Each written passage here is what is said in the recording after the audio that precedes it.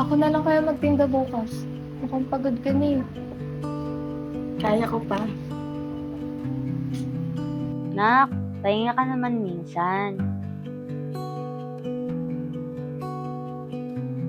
28, 29, 30, 31, 32. Nayo, 32 pesos po. Pambili po yan ng bigas kahit po kalahati. Hindi na ako nawala ng trabaho.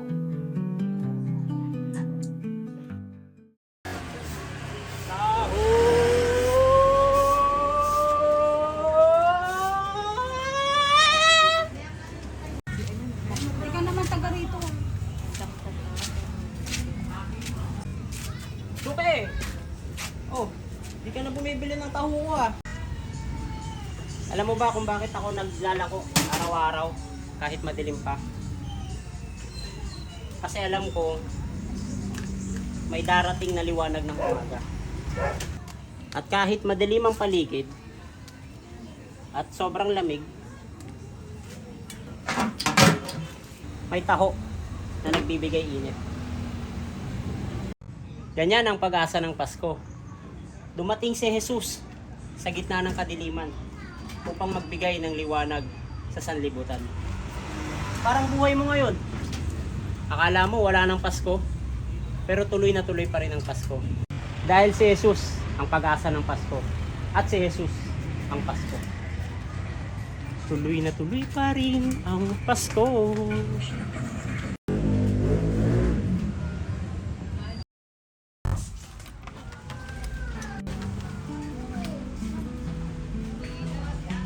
Tay, kamusta? Plano naman? Wala pa rin anak eh. Ilang araw na tayong ganito, tay. Ilang araw yung sinasabing sinusubukan nyo. Pero sinusubukan ko naman talaga. Pero wala namang nagiging resulta.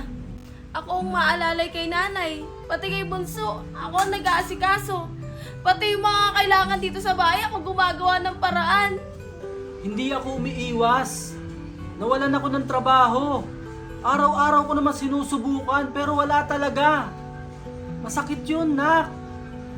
Alam mo, tay, ang kailangan nyo lang, bumalik kayo kay Jesus. Kailangan ka namin, tay. Pero mas higit na kailangan natin siya. Kuya Sunny! Tara na! Mag-church na tayo!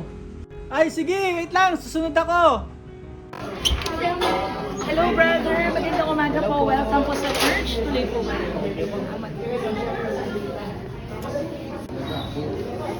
Sally, buti nandito ka. Tagal natin hindi nakita. Nahihiya nga ako eh. Ano ka ba? Ang importante, nandito ka. Kasi nandito mo makikita yung liwanag na kailangan mo. Magkakilala po pala kayo. Oo, nak. Dati kaming magkakilala. Magkasama kami sa church. Lahat tayo nakaharap sa Panginoon sa gabi ito para makita natin, masalamin natin ang ating pangangailangan sa Kanya.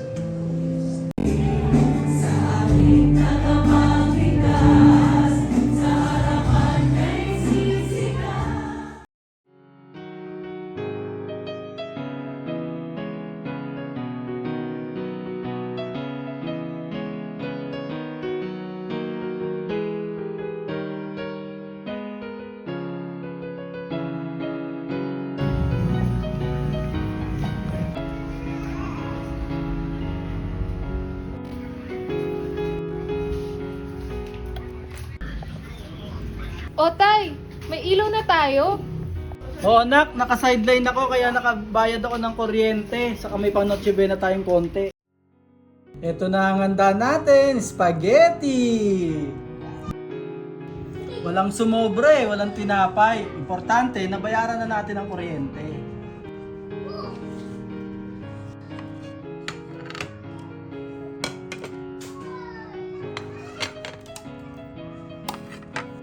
Happy ka ba, bunso?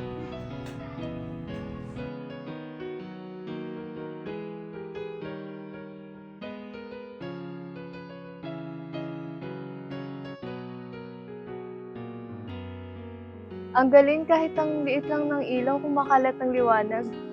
Parang si Jesus lang. Nung pinanganak din siya, kumalat din yung pag-asa eh. Merry Christmas.